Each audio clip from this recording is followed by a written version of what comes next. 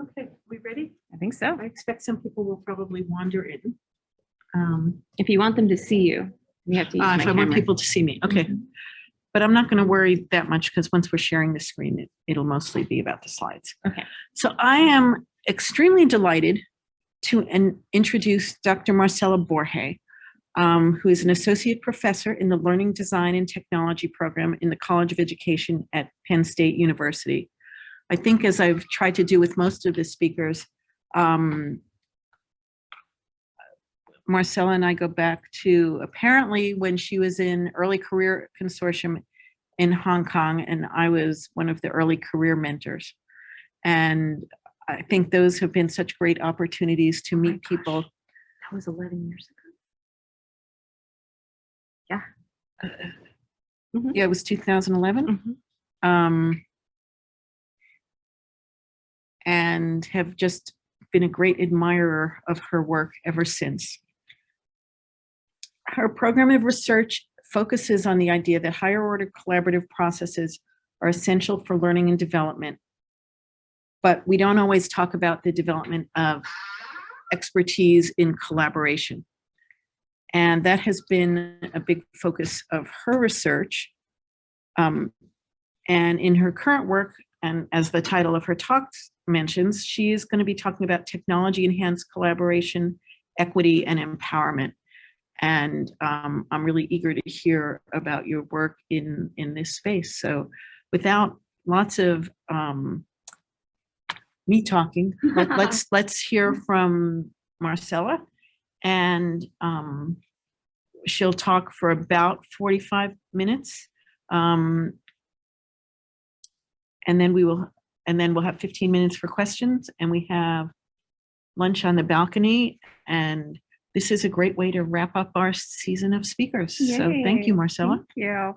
First, I just want to ask, is there anyone in the room that has a compromised immune system? Everybody's good? Okay, then I'm going to take off my mask for this talk. So one of the things that I like to do, I got to remember my folks in Zoom land. One of the things that I like to do with technology is to try and push the ways in which different affordances of technology can support collaboration and interaction. And I take a lot of risks, and I'm going to take one of them today. So in the past, I've curated a lot of talks. I've decided exactly what story will look like and how it will flow, and give the audience what I think is the takeaway. But I'm trying to figure out ways of interacting more with my audience and seeing if we could collectively create the narrative today. And so what that means is that there's going to be a series of decision points. As Suraj said earlier, it's kind of a choose your own story with regards to how the talk is going to go today. There's many different ways it could go. I kind of have some assumptions about maybe the decisions that you'll make, and we'll see how well those assumptions play out. So the first decision point is that, with the research that we do, there's a lot of different things that sort of motivate us personally and professionally to do the work. And I'm just going to call on a student and find out whether they would be interested in hearing more about my personal motivation and experience and why I'm do the work that I do, or whether you'd like the research-based motivations for why the work is important. And I am going to start with you. Pick your own adventure. Which way would you like to go? Okay, all right, then we're going to go that way.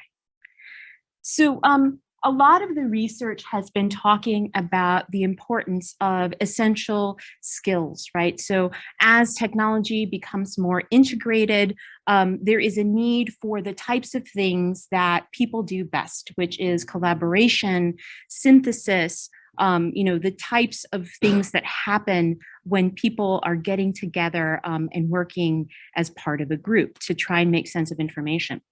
Now, a lot of the research shows that these things can lead to a lot of innovation, which is why lots of organizations are invested in trying to understand how to promote collaboration while they bring in diverse people into programs.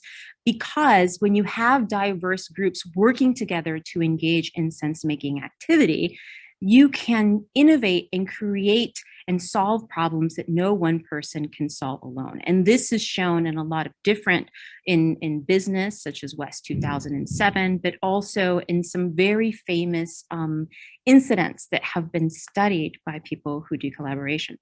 So how many of you are familiar with the Apollo 13 mission? There was like a movie that came out. Okay, so it's been described as the most successful failure ever. Everything that could go wrong went wrong. And if you have kids or nieces or nephews that love space, I put this little site there. They have the entire mission recordings and you can go through them. Well, a lot of people who study collaboration have analyzed these recordings to try and understand what happened. And basically the mission was destined to fail and they should have died. But what happened was that NASA really created high caliber collaboration.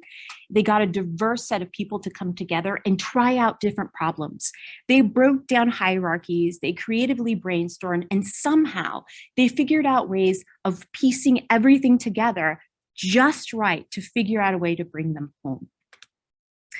And this is because what really creates the potential for collaborative processes is these little moves that happen through conversation. And this is something that Keith Sawyer talks about.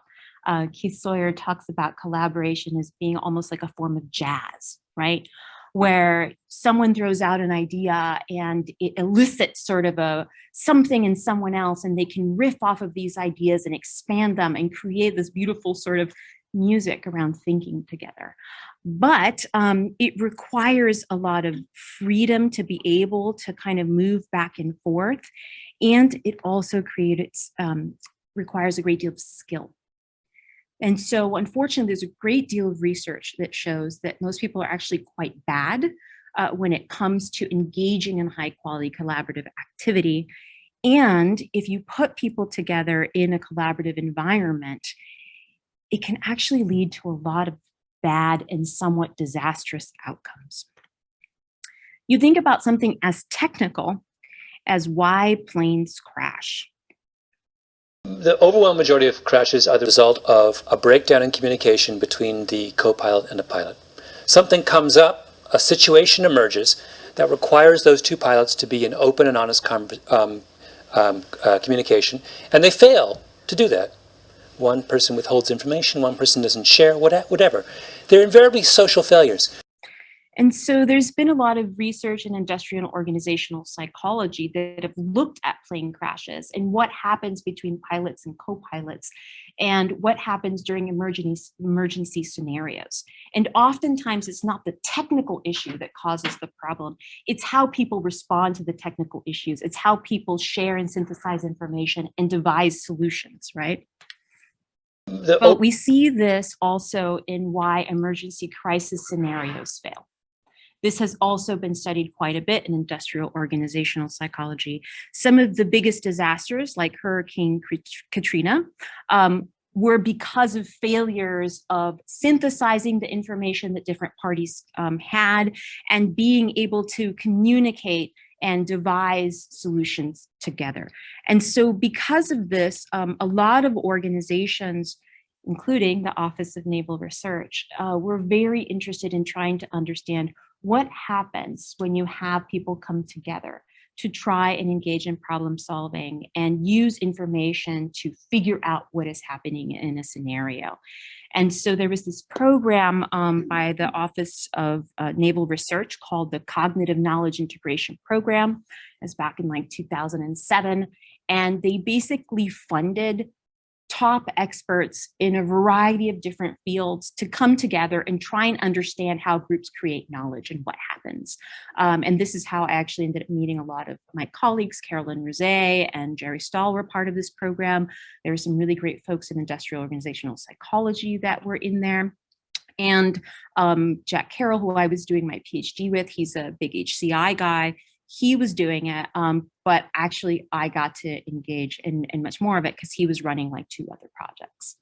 And so what we did was we at Penn State designed this really complex information analysis scenario. We developed kind of like a whodunit that leveraged the local geography of State College. And we came up with a 4-hour study where we had 3 different experts, each of them having access to different types of information. And each of them received reports at different points in time. So what they knew changed and what they had to figure out changed. There was over 222 different facts embedded in these distributed reports, everything that they would need in order to reduce 26 persons of interest into the 6 most likely suspects. And then in part 2, identify the actual people who committed crimes and their accomplices. And then in part 3, to predict the time and place of the next crime. So we had 20 teams take part. We recorded each of the 4 hours. We looked at every single aspect of discussion, and we came up with a model of what was happening during this type of collaboration. And we saw that there was, individual cognitive aspects that were happening, where individuals were interpreting sort of their reports and what people were saying, and then they decided to share information. And then there was group cognition that was happening, where people were synthesizing individual information into a collective whole, creating artifacts, negotiating what was known, and then creating new knowledge. There was also all these emergent artifacts because there was so much information that they had to create artifacts to try and organize everything. So we got to not only look at the artifacts, but understand the ways in which the collaborative teams use these artifacts and how this was associated also with the quality of collaborative interaction that was taking place and the decisions that we're making. And so as part of this, what we did was we identified the most common problems that happened. But for this particular talk, I'm going to focus on the communication problems. And what you see is that while there were things that are happening at an individual level, right, it starts right with interpreting the objects. It was something as simple as trying to understand what people are saying and recognizing that this individual interpretation doesn't happen in a vacuum. So there was a lot of mishaps that happened. Someone would mention information about one person and another person would think that it was another individual. They would confuse different places. And this has to do because this is a book called Fish and Fish, and I love this because it's how I explain to my undergraduates about mental models. And it's about this little tadpole that grows up to be a frog and then comes back and describes the world to the fish. And no matter how he describes it, the fish can only imagine it from his perspective. And so he imagines a cow that looks like a fish, right? And this is what happens with people. We interpret things at an individual level from our own individual perspectives. And so that leads to small miscommunications that in high stakes tasks snowball into huge problems because these small pieces of information are extended and synthesized and served as the basis to make decisions and create solutions. And if you really want to scare the heck out of yourself, you should look at those intelligence reports because we compared our findings to findings out in the field, so CIA and these other types of intelligence. And what we found was that the same processes and problems that we found in our study are the same things that were being found in actual CIA intelligence reports. All the same problems, all the same miscommunications and faulty decision-making. So the reason why groups fail is because collaboration is hard. It requires a collection of skills and dispositions that are not easy to develop. And most of the time, teams aren't even aware of the processes that are occurring at the level of the team because we have blind spots that come from working in groups. We pay so much attention to completing a task or doing a product that we don't pay attention to how we're doing it. And if we are not paying attention to that, then all those things are lost.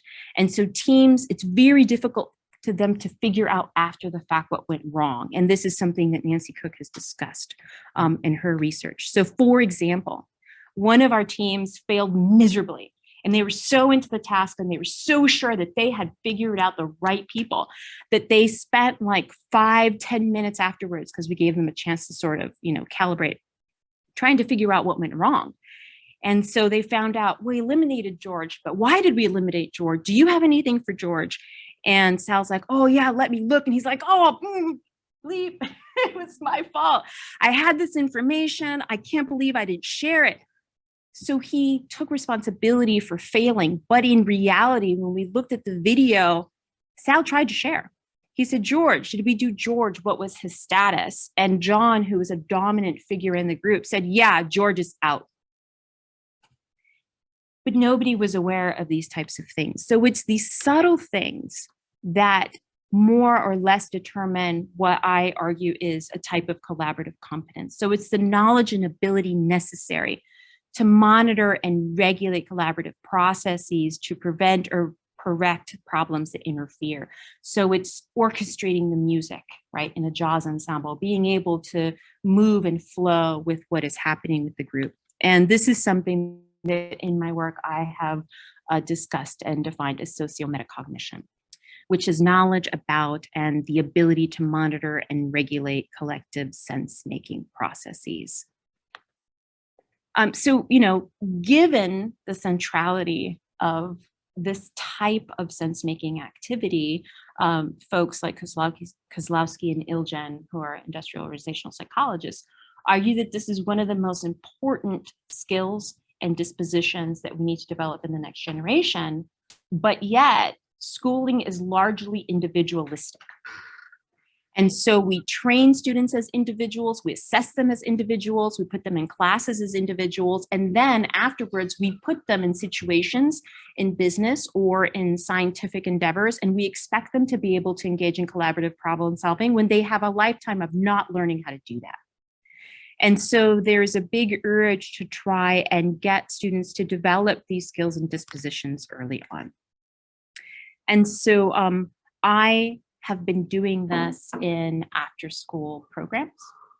In these play-based environments, I also do it with undergraduates as part of online learning things, but I'm going to focus on the young kids today.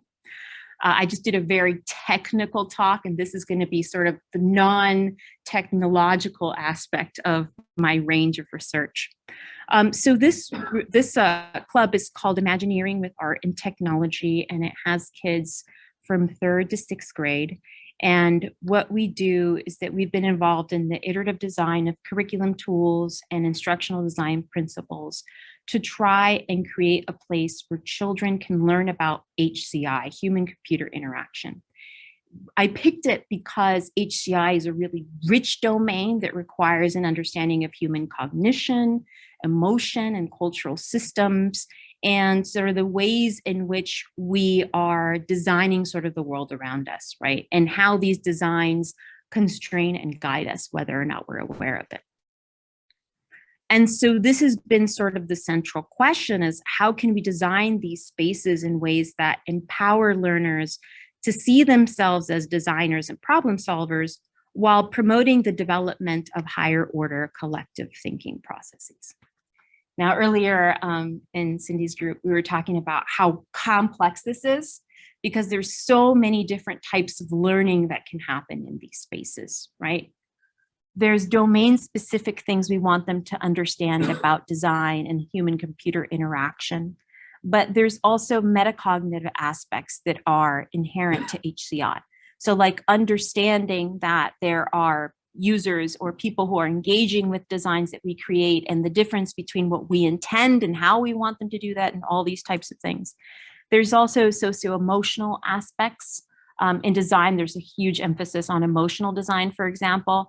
I used to tell my students that the difference between HCI and psychology is that psychologists want to understand emotions to sort of understand people and help people, and designers, we want to understand emotions so that we can manipulate them and get them to buy our products.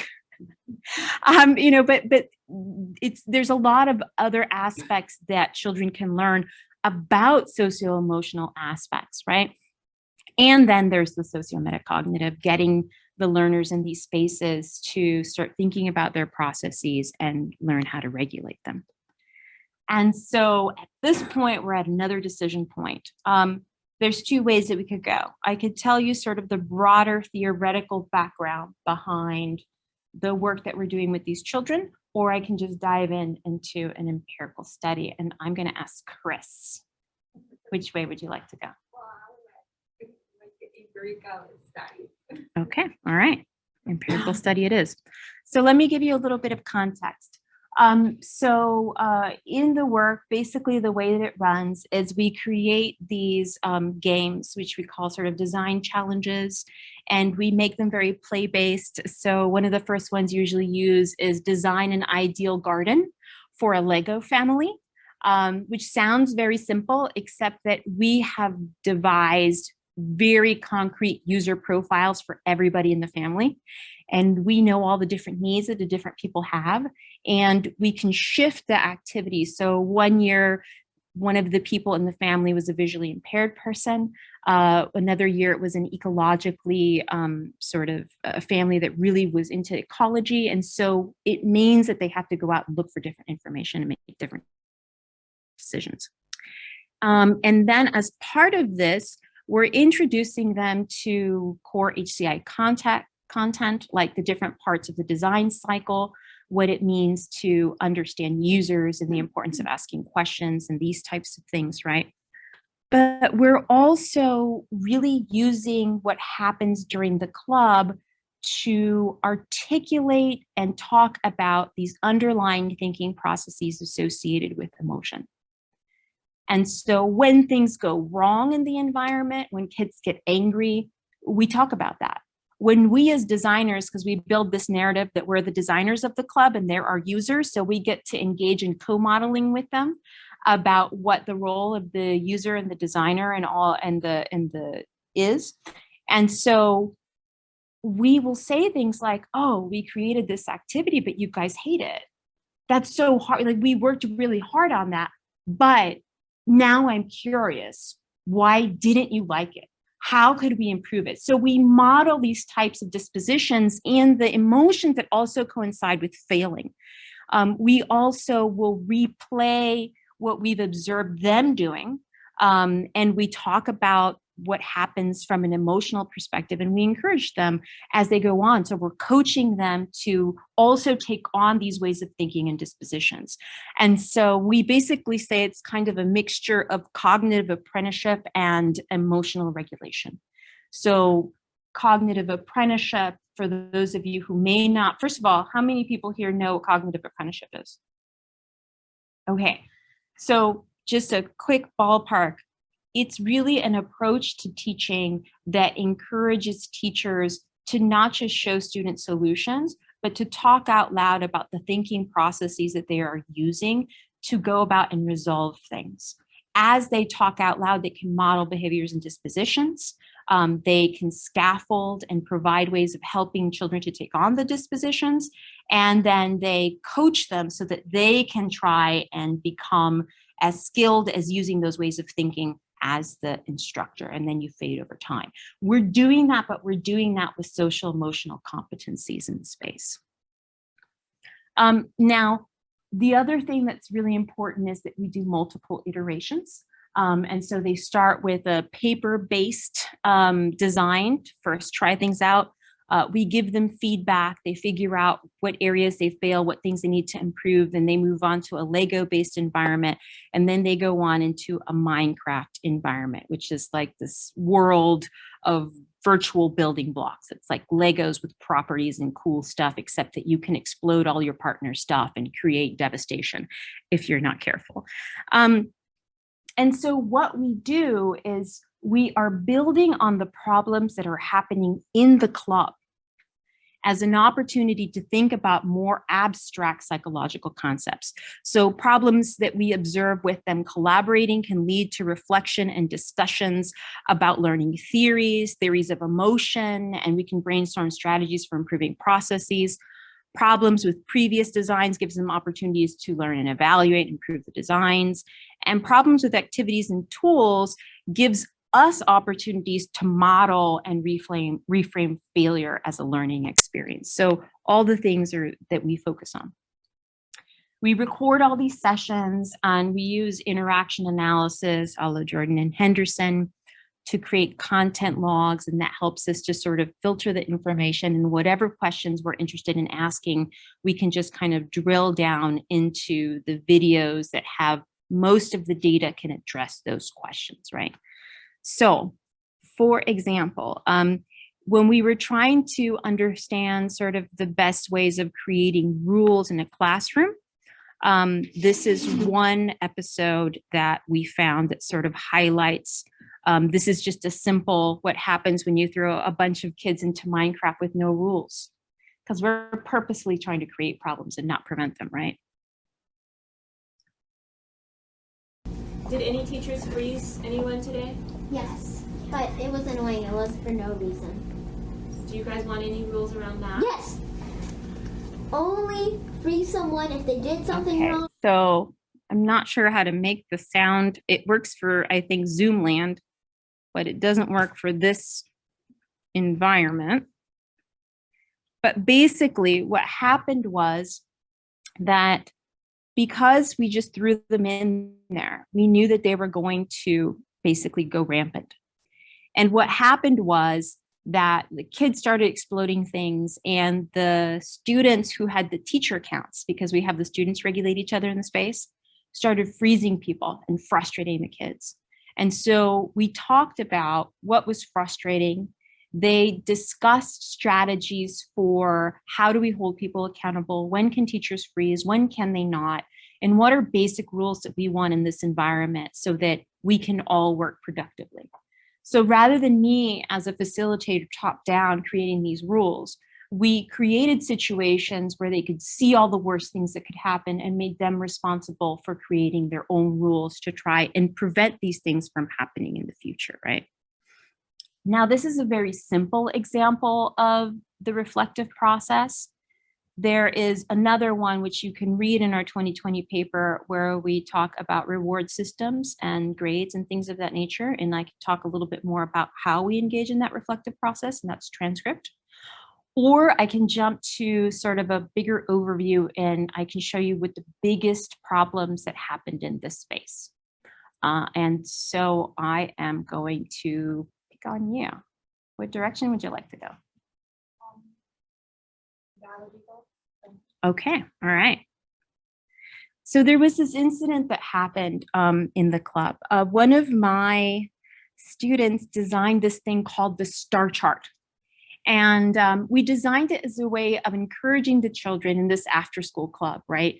To do the hard work of trying to improve their collaborative processes or do the hard work of trying to engage in design activities. We would highlight a group or a person that just epitomized what we were looking for, and we would give them a start. Except that in this semester, we arranged the groups so that there was an expert group. These were kids that had been with us for 2 years, and then everyone else was fairly new. And so what happened was at the end of one session, there was a child who said that the star chart made him feel bad about himself. And so in the next session, we started the session with this. And so we said, something really interesting that happened. This was led by you, Anton. It was so cool that you thought that you could share the way this thing made you feel. And he says, bad. And that's really important because you said, and this was actually caught on a group. Another kid says, that's risk taking, right? So they're starting to internalize some of the language that we're sharing. We designed this thing for a particular reason, right? This was our design. We created something we thought would solve a problem, getting you guys to collaborate, to engage in design thinking, take creative risks, which is what you did last time, Anton. You took a risk by sharing how this makes you feel. Those things are really hard and sometimes really uncomfortable. So sometimes kids don't want to do it because it's after school. So we thought we could solve this problem by using this reward system. And Anton says, but it made me feel bad. And says, but that's not what we wanted to do. So we sort of failed at our attempt. And then we were able to reframe this and say, but now, so we failed. We really want to understand how we could revise, change this to better meet your needs. And so we start with this very concrete event that happened in the club, and we slowly abstract out. And so I say, okay, well, this is a reward system. What are other reward systems that you all know about? And the kids said grades. And I said, yes, you're right. Grades is a reward system. What are they intended to do? They're intended to make us work hard. And I said, does it work? Does it really make you work hard? And this kid, Teddy, who's brilliant technologically, but he has a learning disability. And so he says, it makes me want to try my hardest. And sometimes when I try my hardest, I flunk. And this other kid, Eric, who was a wizard also with technology, he has a reading disability. And he said, some kids are just smarter. And so we talk about, well, maybe it's not about being smarter. There's kids who've spent time doing stuff, they read books earlier, they have written things, they're doing all these things. And so when you compare yourself to other people, and Eric says, it kind of lowers your self-esteem in a way. So then Marcos comes in and he brings in this argument, which is a very common argument in education. He said, so I said, when people are born, they have the same amount of intelligence. It's what you do with it, whether you practice, whether you decide to do something else, how you decide to spend your time. So you can't really get mad at someone if they do better or they win an award because they decided that they didn't want to do that. So this is where we abstract further. So Marcos made a claim, and this is a common claim, right? That the differences in terms of how people perform is due to individual responsibility and the decision to work hard or not. And this is an argument that's often used against Black and brown populations and stereotypes associated with children of color. But we brought it back down to the club. And so I said, okay, let's think about this club. Why are you all so good at what you're doing? What is happening? And so the kids brought up the fact that, oh, well, when I first did this club, I told my parents about these technologies. So we were using robots and we were using all these other things, and the parents bought them. And so they developed their skills more than other kids.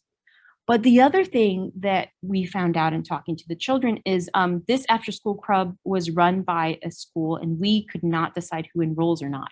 They opened up enrollment at noon on a weekday, and our club filled up really fast and had like a waiting list. And there were parents that knew that and who had the flexibility to stop whatever they were doing at noon and register their kids. And there were parents who didn't. And so some kids had had opportunities to be in the club for years, and other kids had just gotten in.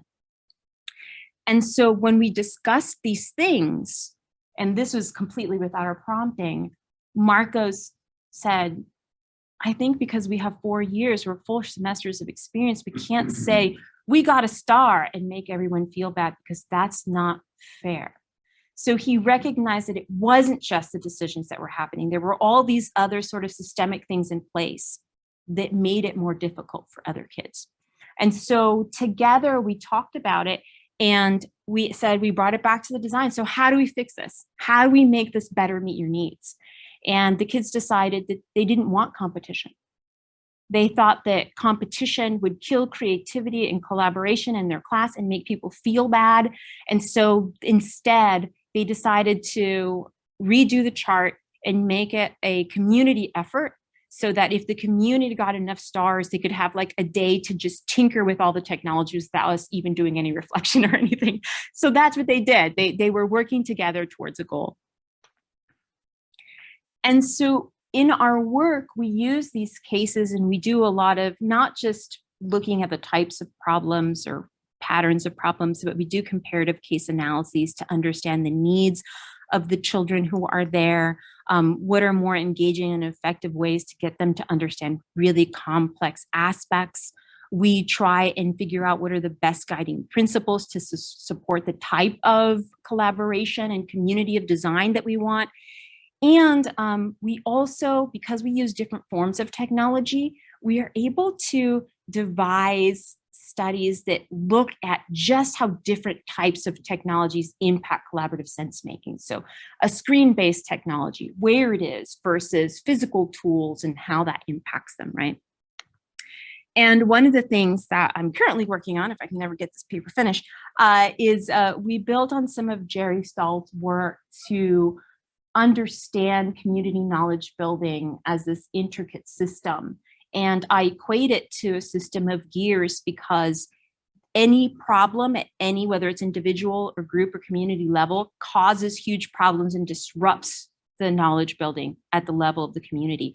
But the facilitators can have these moves to kind of smooth out the system and get the system moving towards a collaborative culture again.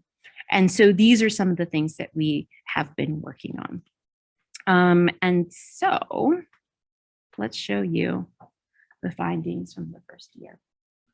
When we looked at what the biggest issues were that stopped the classroom community, it was socio-emotional. In particular, civil discourse, idea building, and perspective taking.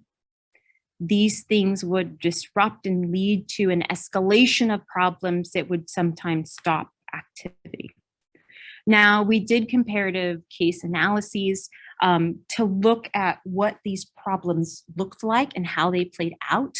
And when we looked at just sort of the quantitative or frequency of problems, and this is, by the way, why mixed methods and qualitative research are so important, what we saw was problems were just getting worse. Okay, so what's the point of doing this? The problems are just getting worse. They're not improving at all.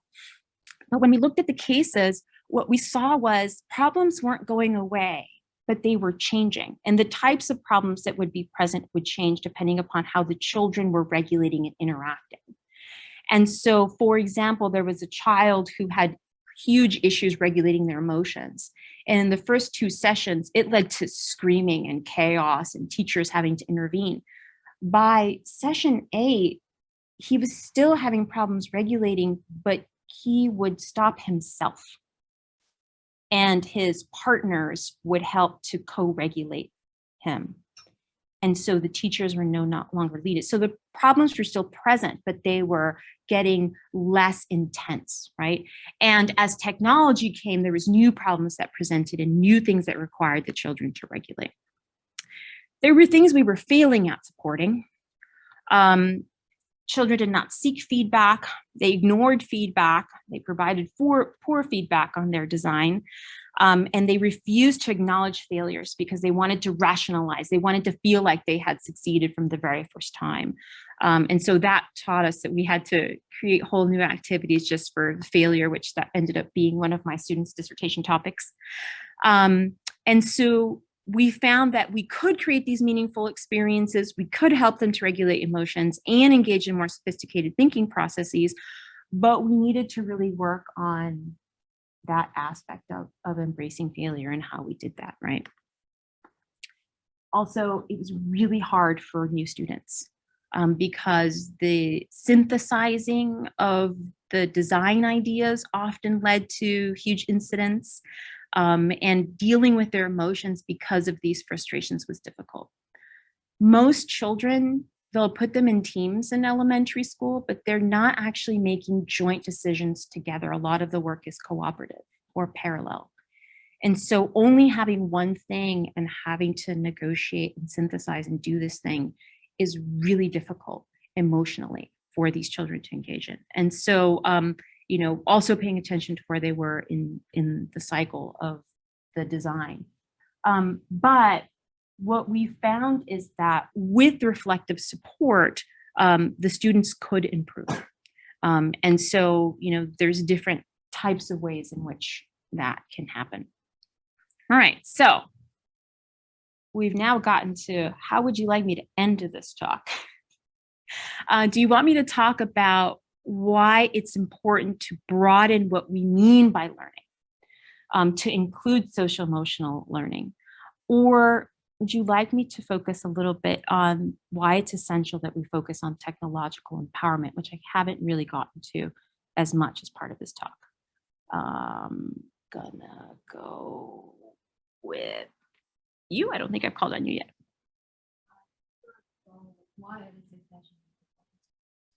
All right, let's go there. So one of the things I'll talk about real quick is defining what I mean by critical reflection in the age of technology. This is not a new concept. critical reflection is something that was central to Paulo Freire's work. It was sort of the belief that the purpose of education should be to help people to understand the systems that are in place that can constrain and oppress them, and to help them understand the ways in which they were interacting with the world so that they could feel that they had the ability to change those interactions and change those systems around them. He primarily focused on adults. This is because of his background, a lot of political turmoil in Brazil and a lot of class warfare that was happening. And so he was really focused sort of on class systems and opportunities and education in that respect.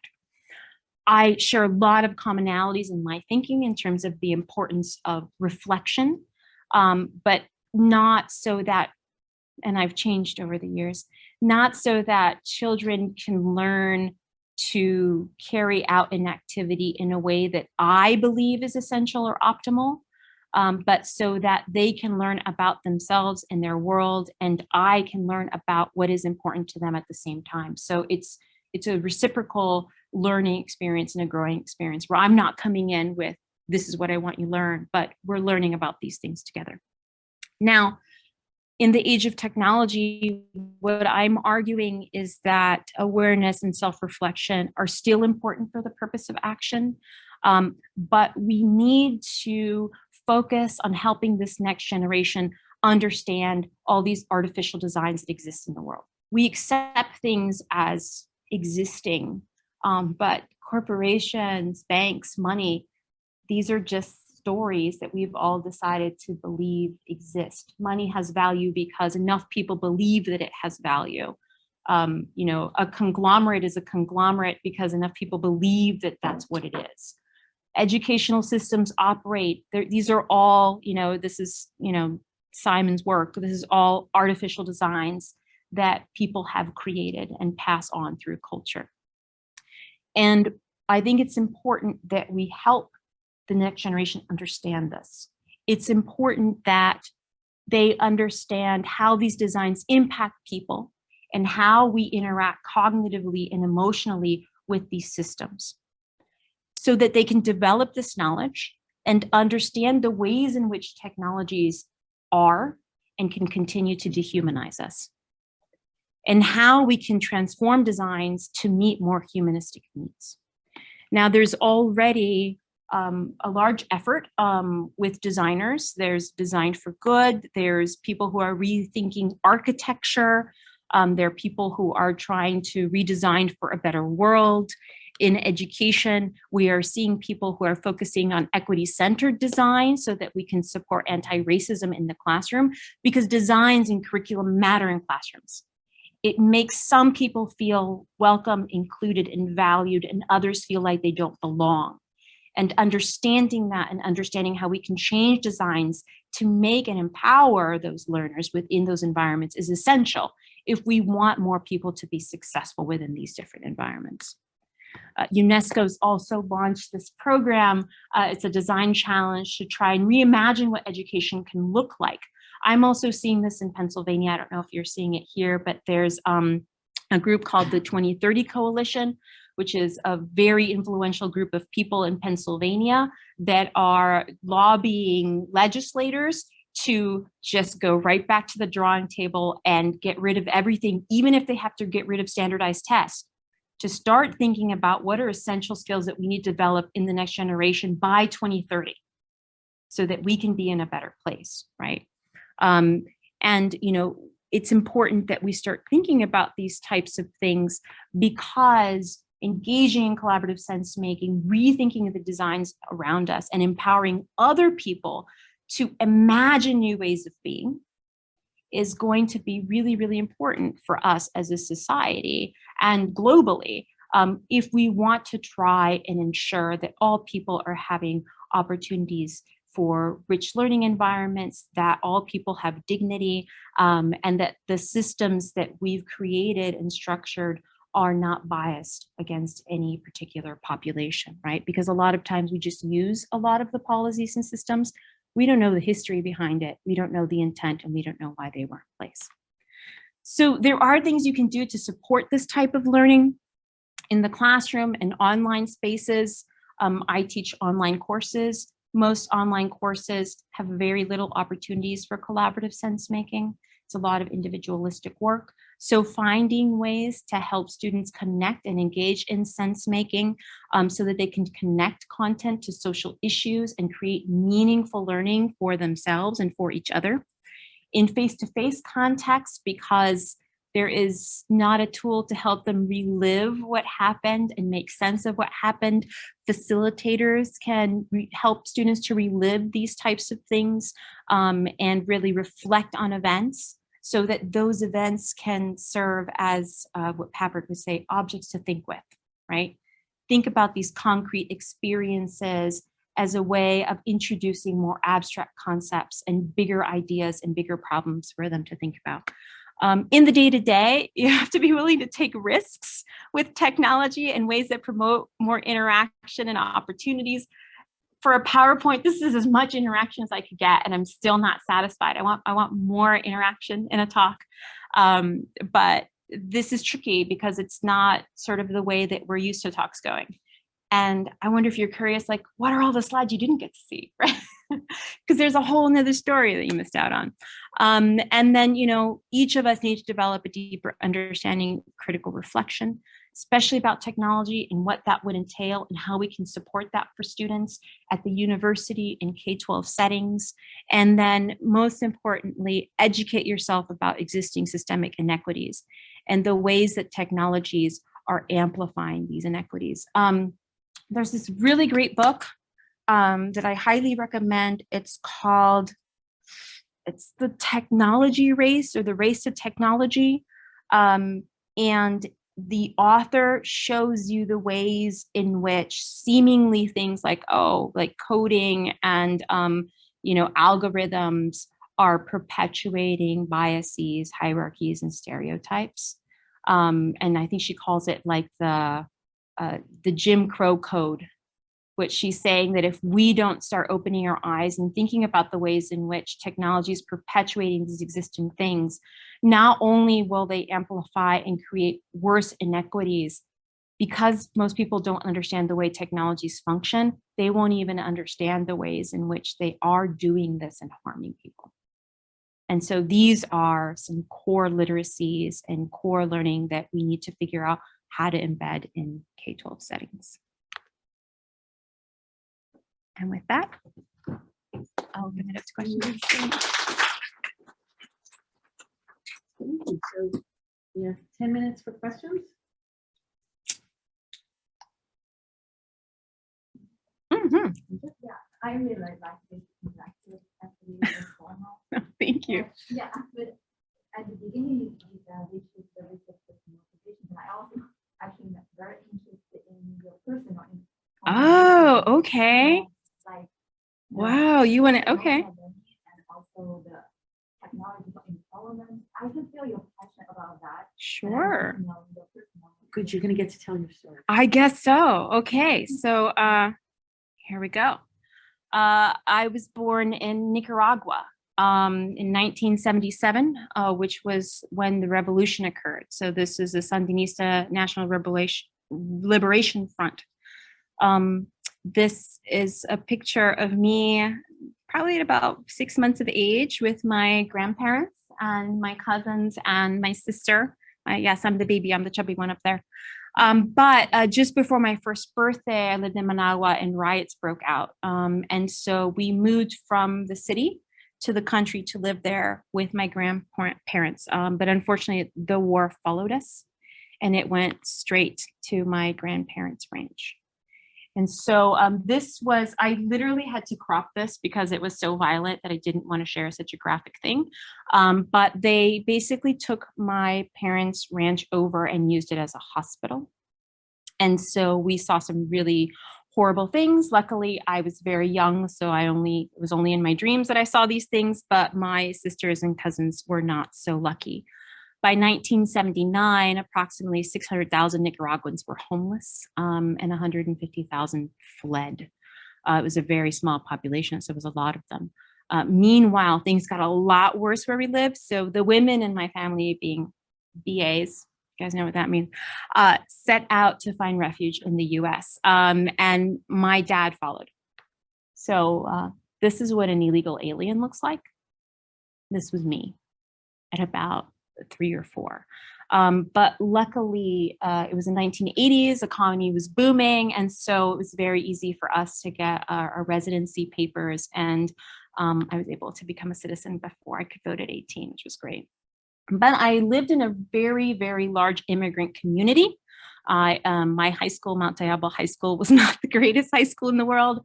And those were all of the schools that I attended. And you see in the rankings, we were like 0 ranking in terms of the quality of the school. We were primarily a Hispanic population, and we had a lot of Pacific Islanders. But my middle school and my high school were so bad that a local university did outreach when I was in 7th grade, and they took us to campus. And I fell in love with it. I'd never seen a college. I didn't know anybody that went to college. And so I'm like, this is where I was intended to be. I want to be here. And luckily I was so dumb, I didn't realize how impossible that was, because it was UC Berkeley. And so I figured out exactly what I would need to do to be competitive to get in. And I like my entire high school experience, it was strategery. Yeah. And I still have this sweater that said UC Berkeley, and I would wear it for every midterm and final so that I could remind myself why I was suffering. That's me. In 1994, I was a junior. I was already living on my own. And this, I always say, I've been at war since 94, because my friends and I had this club called Women Against Racism. So just funny thing. But I actually ended up getting all of my degrees from UC Berkeley as a single mom. So my Britta, she used to say, because she was, there's a colleague of mine who was at Berkeley at the same time, and she would watch elections. She's like, oh my God, it's a visual representation of how long I've been here. And so she got to see her grow up as well. But because of this background, I've always approached computer-supported collaborative learning slightly different. I'm still influenced by a lot of the same articles, but I look at all these things from an equity perspective, particularly as I did my rotations, because I was going to be a high school teacher originally. I saw how the educational system creates very different learning opportunities for children. Some students got the opportunity to learn collaboratively and in discussion-rich environments, and other students did not. So where some people saw an achievement gap or a completion gap, I saw an opportunity gap. And so a lot of my research is really motivated to try and change the average school experience from this and that into something that is a little bit more interactive and provides different students with more opportunities to engage in these things. So that would have been the personal one. So Ginger, thank you for asking that question. So one of the things that I always tell people, when you've been doing this work for a really long time, I've written a paper and then found another paper that was so similar and had such similar ideas. And I'm like, oh my gosh, did I somehow plagiarize this? And then I read their references, and I find that we are being very influenced by the same people. And so it boggles my mind how powerful, the people who influence your work are. And that's the professional aspect of it. But I've also found similar thing happens with these personal experiences. It's probably not coincidental. I share a lot of similar backgrounds with Paulo Freire, with a lot of the class issues and political turmoil. And so maybe that also influences how we see education and the purpose of education.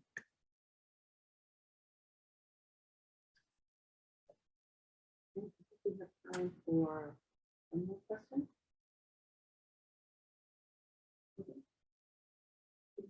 Not going to be Sure. But I was wondering if we could talk more on the earlier slide.